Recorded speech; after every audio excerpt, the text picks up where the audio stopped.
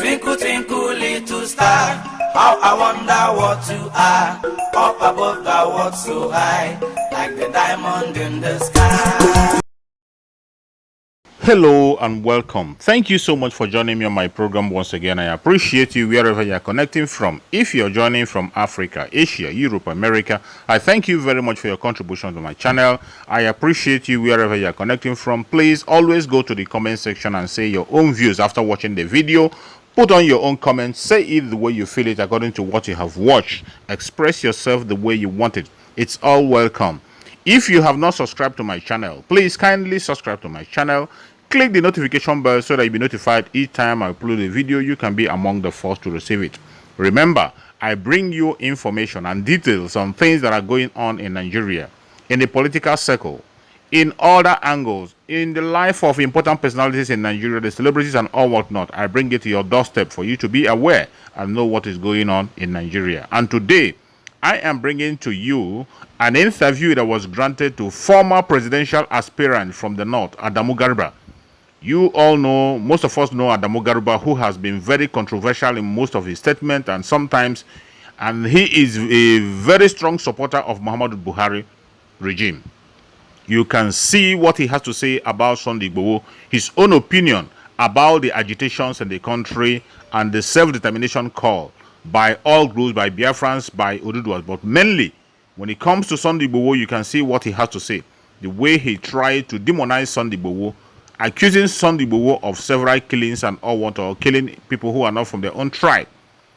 This is a pure lie. Sunday Igboho has not killed any innocent person. Neither has he come against any innocent person.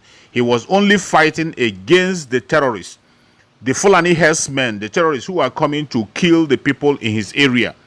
And the people beckoned on him after the government refused to protect the people. Several calls were made to the government. The government, the state government and federal government refused to do anything whatsoever to hold these people to account. These people were kidnapping in Sunday Igboho's area, killing people, kidnapping and taking ransom in that very place. And they were living very large in that very place and nobody was doing anything about it. They became above the law until Sunday Igboho came on the show because the federal government refused to do something. And since then, they have tried as much as they can to demonize Sunday Igboho up to the extent of coming to his house to invade his house. But it's a shame what you hear from the mouth of those who were even contesting for president of this country, who are aspiring to be a president of this country in time to future. They are all filled with lie and hate. And what they are pursuing is one cause, to Fulanize the country. When people say it, some other people think it's a joke, but we just have to say it the way it is. It doesn't matter who is concerned. Whatever is wrong, we call it wrong. I want you to hear word to word what Garba Adamu had to say about Sunday Igboho and the agitations in Nigeria. Pick out the important points. No matter how they try to be clever to cover up the truth, you will see the truth. They dance around it and they still go back to their main intention. Let us watch carefully what Adamu Garba had to say about Sunday Igboho. Let's watch. At the end of it, don't forget to go and give your comment and say it the way you feel it and what you think about the statement of Adamu Garba.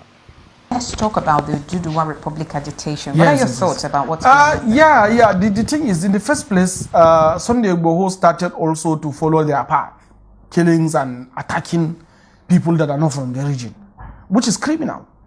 And immediately he was warned and issued a lot of maybe warnings or state whatever.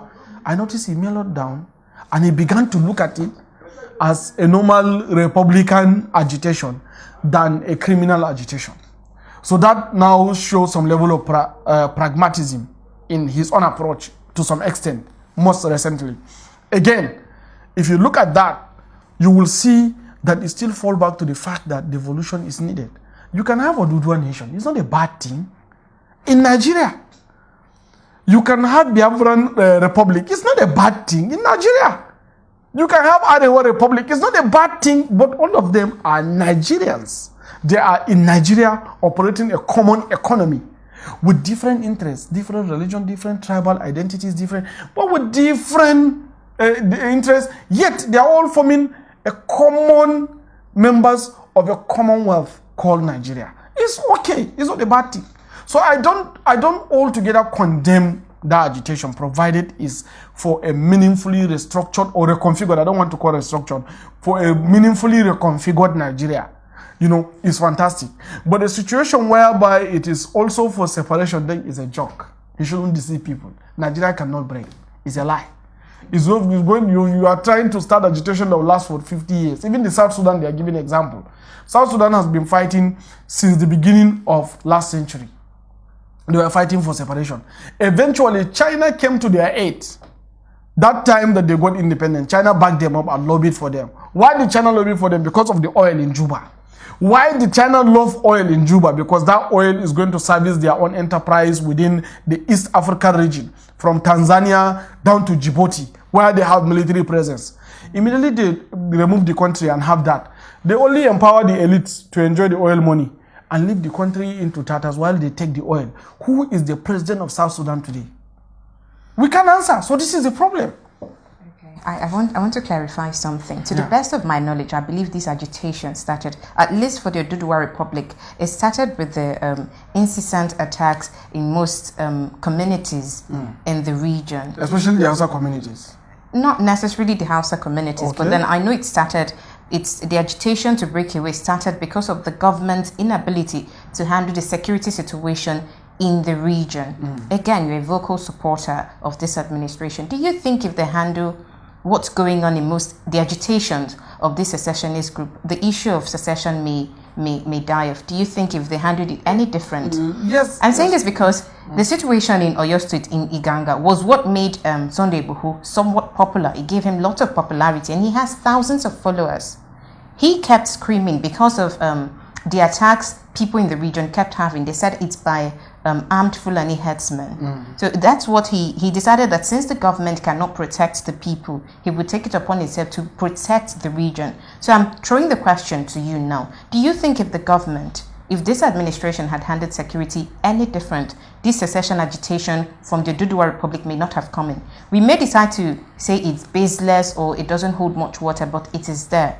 And every day it gains momentum. And we've had reports of them trying to collaborate with the IPOB agitation. We don't know how true it is. I cannot verify if that information is correct, but a lot is going on. So I just want to know your thoughts in that regard. Yes. Regarding the herdsmen crisis, I don't want to call Fulani. I want to say herdsmen. Okay, because herdsmen, there are a lot of people that are herding cattle. I have many Yoruba friends and Igbo friends that are herdsmen. So herdsmen and farmers crisis is an age-long tradition. And with the modern era, I don't believe we should continue to have open grazing. Once you have open grazing where food crisis is becoming higher because people are too much, that land is becoming scarce, you will always have problem. That is why I advocated for ranching. From the beginning, I don't support open grazing. What Sunday Igboho was able to leverage is the fact that there is constant clash between the herdsmen and the farmers in the area that resulted in insecurity. And he was able to rise up and start sacking the Fulani community in that area because he said they are predominantly herdsmen that are attacking their farms. That's how it started.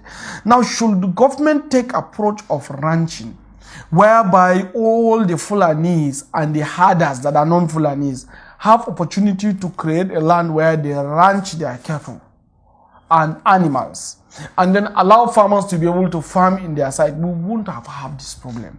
We won't have produced people like Sunday Igboho to be insulting Oni of Ife, to be insulting Tinubu. Just imagine this kind of person. It's not good. So we won't produce some miscreant to rise up and become irresponsible citizens attacking our senior elder statesmen. You can disagree with elders, but you don't insult them. You can disagree with the state, that the principle that upon which a state is governed, but it doesn't make sense for you to be confrontational. So we wouldn't have those kind of uprising. So I believe government should pay closer attention to ranching. I saw recently they are talking, I even published today that I didn't agree with it, that they are talking about grazing route. Grazing route cannot work. You are still going to amplify the problem. Grazing route may have worked maybe in the middle of the last century, but not now. We have grown so much, the number of population is so much. So land is becoming scarce because food is becoming scarce. And a situation whereby you don't define boundaries between the farmer and the herder, you are creating further problem. So I think ranching will have solved that problem. We wouldn't have Sunday Igboho, or even NNAMDI KANU having opportunity to be saying that sack Fulani here, kill Fulani, because that's what he's leveraging to. So ranching will have solved the problem.